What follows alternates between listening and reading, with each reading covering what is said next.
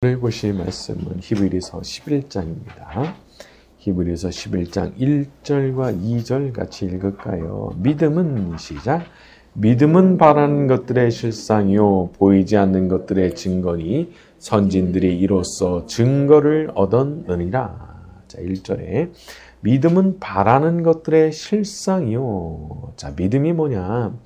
내가 지금 바라고 있는 거, 내가 소망하고 있는 거 바로 그것의 실상이다. 실체다. 아예 믿음 자체가 실상이라는 거예요. 믿음 자체가 실체라는 거예요. 아직 이루어진 거 아닙니다. 육신의 눈으로 보면은 하나도 보이지 않아요. 하지만 믿음의 눈으로 보면은 이미 이루어진 거예요. 너무나 선명하게 이루어진 거예요. 그렇기 때문에 믿음을 가졌다고 하면 사실 그 실체를 소유한 거나 다름이 없는 거야 라고 하시는 말씀이 여기 주어져 있는 거죠. 참 생각을 해보면 이게 얼마나 도전적인 말씀인지 모르겠어요. 너 믿고 있어? 네 마음속에 이게 믿어지고 있어? 그렇다면 이루어진 거야. 너 이미 그걸 소유하게 된 거야. 믿음은 우리가 육신의 눈으로는 보지 못하는 걸 보게 합니다. 그리고 이미 얻은 것으로 생각하고 살아갈 수 있도록 믿음이 그렇게 만들어주더라고요. 여러분, 이미 얻었다고 생각을 하는 사람과 아직 얻지 못했다고 생각하고 늘 의심하는 사람 얼마나 다르겠어요. 그 삶의 태도와 분위기 자체가 다른 겁니다. 나는 얻질 못했어 라고 하는 생각에 빠져서 사는 사람, 그래서 늘 의심하는 사람은요, 부정적인 태도, 부정적 분위기가 항상 그 사람과 함께 있을 수밖에 없는 거예요. 그러나 반대로 이미 얻었다고 생각하는 사람, 나는 이미 얻었고 이루어졌고 다만 시간의 문제일 뿐이야. 기다리면 되는 거야 라고 생각하는 사람, 그런 사람한테서는 밝은 분위기가 뿜어져 나오게 되는 거예요. 그 믿음이 있기 때문에 그런 거거든요. 근데 우리한테 뭘 요구하시는 거예요? 믿으라는 거예요. 믿으라는 거. 하나님께서 네가 간구하는 모든 것에 대해서 알고 계시고 이해하고 계시기 때문에 네가 정말 최선을 다해서 기도하고 있다면 아예 이루어진 걸로 믿으라는 거예요. 자, 다만 한 가지는 우리가 기억을 해야 되겠죠? 최선. 내가 이 이상은 할래야 할 수가 없을 정도로 기도하고 있느냐. 이것만큼은 하나의 전제가 되어야 하는 거예요. 그리고 이어진 말씀을 보게 되면 선진들이 이로써 증거를 얻었느니라. 현대인의 성경에서는 옛날 사람들도 이 믿음으로 하나님의 인정을 받았습니다. 다 그랬다는 거예요. 우리의 옛 조상들도 다들 믿음으로 인정받은 사람들이라는 겁니다. 믿음은 무식해지는 게 아닙니다. 믿음은 대책 없는 짓을 하는 게 아니에요. 이게 소위 지식인들의 함정이거든요. 아는 게 많고 지식이 많을수록 더 못 믿어요. 오히려 똑똑할수록 그래서 믿음의 기적을 더 체험을 못해요. 이게 아는 게 많아가지고. 기독교는 똑똑함을 추구하거나 고도의 지성을 추구하는 그런 철학적 종교가 아닙니다. 오히려 아주 단순한 믿음, 마치 어린아이같이 단순한 믿음을 말하는 종교예요. 왜냐하면 우리가 섬기는 하나님은 그걸 보시거든요. 정말 어린아이같이 믿느냐? 전적으로 하나님을 신뢰하고 그냥 믿느냐? 사람이 아무리 똑똑해도 하나님 안 믿어버리잖아요. 그거 소용없는 거예요. 하나님께서 기뻐하시라는데 그 사람의 똑똑함이면 무슨 소용이 있어요? 그럼 하나님 말씀하시는 거예요. 야, 너 똑똑한 것 같은데 그거 네가 그럼 똑똑한 네가 알아서 잘해봐. 이렇게 하고서 내버려 두시는 거예요. 하지만 이 사람은 전적으로 하나님 의지해요. 자기가 판단하고 자기가 결정하고 그런 거 안 해요. 그냥 믿는 거예요. 모든 판단 하나님 하시는 것이고 나는 그냥 믿고 순종만 합니다. 이걸로 가는 거거든요. 아브라함을 떠올려 보세요. 본토, 친척, 아비 집을 떠나 내가 지시할 땅으로 가라. 아니 그 말씀 듣고 진짜 떠나요. 무슨 보증이 있어서 무슨 구체적인 로드맵을 들은 게 있다고 그걸 듣고 그냥 떠나요. 무슨 대책이 있다고. 그런데 그 사람이 우리 믿음의 조상이에요. 우리가 다 영적으로는 아브라함의 후손들이에요. 우리는 그 계열에서 있는 사람들인 거예요. 그거 듣고 떠나는 사람. 대단하죠. 인간적으로 보면은 아무 대책이 없어 보일지라도 전능하신 하나님께서 내게 말씀하셨다면 하나님께 계획이 있고 하나님께 대책이 있으시다는 거 믿고 그냥 가는 거예요. 선진들이 다 이걸로 그냥 오직 믿음으로 사는 그걸로 하나님께 인정받았다는 거 아니에요. 그 우리도 그렇게 해야 된다는 거예요. 나도 그냥 믿고 가는 거예요. 나도 하나님께 계획이 있다. 내 하나님께서 살아계시기 때문에 나 하나님 믿고 가면은 나 괜찮다. 그렇게 생각하고 그냥 가는 거죠. 과거 우리 조상들의 믿음을 보시고 축복하셨던 우리 하나님께서 우리가 믿음을 보여드릴 때도 그와 같은 축복으로 우리와 함께 해주실 줄로 믿습니다. 자, 우리 3절로 갑니다. 믿음으로 시작. 믿음으로 모든 세계가 하나님의 말씀으로 지어진 줄을 우리가 아나니 아니니라. 보이는 것은 나타난 것으로 말미암아된 것이 아니니라. 지금 우리 눈에 보이는 거 있잖아요.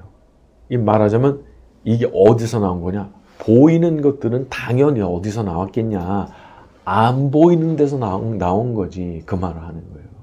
그 보이는 거 어디서 나왔어? 안 보이는 데서 나왔겠지. 근데 그 안 보이는 게 뭐예요? 믿음으로 보니까 보이지 않으시는 하나님의 말씀으로부터 나온 거구나.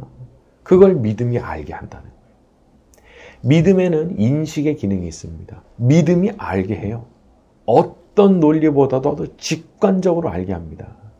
그러니까 우리가 참 평소에 좋은 믿음을 가지고 사는 게 중요한 거예요. 좋은 믿음을 가지고 살수록 더 잘 이해가 돼요. 이 기독교의 세계가 참 신비한 겁니다. 좋은 믿음 가지잖아요. 너무 이해가 잘 돼요. 그러나 믿음이 좋지 않아. 하나도 이해 안 되는 거예요. 믿음이 약하고 좋지 않으면 좋지 않을수록 예수님 말씀이 하나도 이해가 안 돼. 성경의 말씀이 하나도 이해가 안 돼.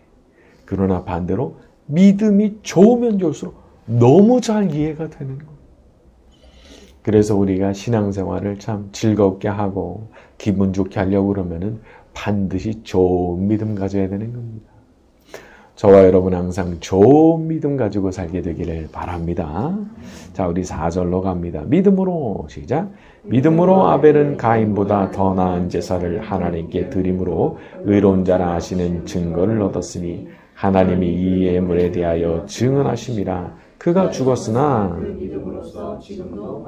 네, 이 아벨이 가인보다 더 나은 제사를 드렸다는 게 왜 그렇게 된 거냐? 믿음 때문이라는 거예요. 믿음으로 아벨은 가인보다 더 나은 제사를 드림으로. 하나님 앞에 드려지는 모든 제사에는 믿음이 담겨져 있어야 되는데 가인의 제사에는 그게 없었던 거예요. 그러나 반면에 아벨의 제사에는 믿음이 담겨 있었다는 거죠. 여기 나오는 믿음이라고 하는 것은 굉장히 포괄적 의미를 담고 있는데 저는 이 안에 아주 전폭적인 신뢰와 감사의 마음이 담겨 있다고 봐요. 내 하나님에 대한 전폭적인 신뢰의 마음 그리고 감사의 마음. 가인에게 그런 게 있었을까요? 가인이 나중에 말하는 거 보면은 하나님께 감히 이렇게 말을 하죠. 내가 내 아우를 지키는 자입니까? 하나님께 이런 말을 하는 그런 녀석이니까 그 마음속에 하나님에 대한 무슨 신뢰가 있고 무슨 감사의 마음이 있었겠어요. 오히려 억지로 드렸다고 할까? 드리지 않으면 안 되니까 그냥 억지로 말이죠. 그렇지만 아벨의 제사는 그렇지 않았다는 거예요. 하나님 신뢰하고 하나님께 감사하고 하나님을 사랑하는 그 마음, 그게 믿음으로 제사 안에 그냥 담겨져 있었다는 거죠. 우리는 하나님께 올려드리는 모든 것들을 믿음으로 해야 됩니다. 하나님에 대한 전적인 신뢰, 하나님에 대한 전적인 감사, 하나님에 대한 전적인 사랑, 그걸 믿음으로 담아서 올려드리는 거예요. 자, 그리고 이렇게 신앙생활 할 때 아주 기쁜 거죠. 내가 전적인 신뢰와 감사의 마음을 믿음으로 딱 담아서 드릴 때 그때 너무 기쁜 거예요. 저와 여러분이 이렇게 기쁨으로 믿음의 제사를 항상 올려드리는 사람들이 되기를 바랍니다. 자, 우리 5절과 6절입니다. 믿음으로 시작. 믿음으로 에녹은 죽음을 보지 않고 옮겨졌으니 하나님이 그를 옮기심으로 다시 보이지 아니하였느니라. 그는 옮겨지기 전에 하나님을 기쁘시게 하는 자라 하는 증거를 받았느니라. 믿음이 없이는 하나님을 기쁘시게 하지 못하나니 하나님께 나아가는 자는 반드시 그가 계신 것과 또한 그가 믿어야 할지니라. 자, 굳건한 믿음이라는 것은 나 자신한테도 참 좋은 일이고 내 마음에 평안을 주는 일이기도 하지만 동시에 하나님을 기쁘시게 하는 일이기도 합니다. 5절에 하나님을 기쁘시게 하는 자라는 증거를 받았느니라. 하나님께서 그렇게 에녹을 아끼고 사랑하셨고 그래서 심지어 죽음을 보지 않고 그냥 바로 하늘로 들어 올리셨는데 그 사람이 어떤 사람이냐? 이 에녹이 어떤 사람이었느냐? 믿음의 사람이었다는 거예요. 믿음의 사람. 믿음으로 에녹은 죽음을 보지 않고 옮겨졌으니. 우리 하나님께서 믿음을 얼마나 귀하게 보시는지 너무 분명한 거예요. 믿음으로 사는 에녹을 너무 기뻐하셔서 죽음도 보지 않고 그냥 하늘로 데리고 올라가셨으니까. 그리고 말씀이 이어지는데 6절에 믿음이 없이는 하나님을 기쁘시게 하지 못하나니. 많은 사람들이 바로 이 기준에서 탈락을 많이 하는 거예요. 다 좋은데 믿음이 없어요. 성품도 좋고 흠잡을 데가 없어요. 다 좋은 사람이에요. 그런데 치명적인 문제가 있는데 믿음이 없어. 여러분 우리가 이거 알아야 됩니다. 이게 진짜 치명적인 문제인 거예요. 다 좋은데 믿음이 싹 빠졌다. 하나님 기쁘시게 못한다는 거예요. 자, 하지만 동시에 이거는 뒤집어 보면 이런 말도 되는 거예요. 딴 건 다 부족해요. 너무 부족한 게 많아요. 그런데 믿음 하나만큼은 진짜 끝내주는 거예요. 야, 이거 기가 막힌 겁니다. 이런 사람 누구 있어요? 대표적으로 복음서 보면은 베드로가 실수도 많이 했지만은 그 복음서 전반에 보게 되면은 베드로 믿음 아주 좋은 사람입니다. 그렇기 때문에 인정받는 바가 있는 거거든요. 여기 믿음이 없이는 기쁘시게 못하나니라고 되어 있는데 뒤집어 보면은 믿음이 있다면은 내가 기쁘시게 할 수 있다 그런 뜻이잖아요. 우리는 다 하나님 기쁘시게 하고 싶은 그런 마음의 소원이 있는 사람들이죠. 여기 방법이 있는 거예요. 최고로 좋은 방법이 있는 거예요. 뭐예요? 죽으나 사나 내가 하나님 믿고 삽니다. 하나님을 향해서 내가 전심으로 믿음을 가지고 나아갑니다. 요거 있으면 하나님 기뻐하신다는 거니까. 오늘 밤 기도하실 때 믿음 달라고 기도하세요. 저도 우리 하나님 기쁘시게 하는 그런 믿음 가진 사람 되기를 원합니다. 우리 하나님께서 반드시 그 기도에 응답해 주실 줄로 믿습니다. 자, 우리 7절로 넘어갑니다. 믿음으로 시작. 믿음으로 노아는 아직 보이지 않는 일에 경고하심을 받아 떠나였으니 이로 말미암아 세상을 정죄하고 믿음을 따르는 의의 상속자가 되었느니라. 믿음을 가지게 되면 이게 참 하기 힘든 일도 하게 됩니다. 이제 그걸 할 수 있는 힘이 나와요. 왜? 믿으니까. 노아를 생각해 보면 아니 하늘에 비도 안 오고 멀쩡한데 이 땅이 너 홍수로 멸망하게 될 거야. 갑자기요? 이런 말이 절로 나오는 거죠. 그리고 방주를 지으라고 하시는데 규모가 엄청난 거예요. 길이가 450m예요. 너비가 75m, 높이가 45m예요. 그 당시에 이걸 짓는다고? 이걸 나한테 지으라고? 얼마나 이게 어이가 없는 일이에요. 길이가 450m면은 축구장 면적의 1.5배인데 그런데 그걸 해냈어요. 노아가 그걸 해내요. 이게 어떻게 가능한 걸까? 이건 믿음이 없이는 불가능한 겁니다. 그러니까 다시 말해서 믿음이 그걸 하게 만든 거예요. 하나님께서 말씀하신 거기 때문에 그 홍수가 일어나게 될 것을 내가 믿고, 또 만들라 하셨을 때는 만들 수 있게 해주신다. 그 믿음도 있고, 그래가지고 그 믿음을 가지니까 그걸 진짜 해냈단 말이죠. 생각해보면 모두가 다 멸망하는데 이 믿음 가졌던 노아 하나만 살아남는 것이고, 또 노아 덕분에 그 가족들이 살아남는 것이고 그렇잖아요. 믿음이 있을 때 도무지 해낼 수 없을 것 같은 일도 할 수 있는 것이고, 믿음이 있을 때 모두가 멸망할 때도 살아남게 되는 거죠. 저와 여러분은 노아처럼 무엇에든지 순종할 수 있는 그런 믿음을 가진 사람들이 되기를 바랍니다. 자, 우리 8절로 갑니다. 믿음으로 시작. 믿음으로 아브라함은 부르심을 받았을 때 순종하여 알지 못하고 나아갔으며. 우리가 가져야 되는 믿음에는 이런 측면도 존재합니다. 어디로 가야 될지 모르겠어요. 근데 가야 돼요. 어디로 가야 될지를 모르겠는데 근데 가라는 거예요. 갈 바를 알지 못하고 나아갔으며. 특히 이거 사람마다 좀 유형이 있죠. 근데 특히 계획형 인간일수록 이거 진짜 어려운 거예요. 즉흥적으로 하시는 분들은 그래도 할 만한 거예요. 근데 특히 나는 여행 갈 때도 계획 없이는 떠날 수가 없는 사람이 하시는 분들이 있죠. 근데 그런 분들이 이런 말씀을 딱 들으면은 너무 당황하게 되는 거예요. 근데 이것도 사실 뭐가 가게 하느냐? 믿음이 가게 하는 겁니다.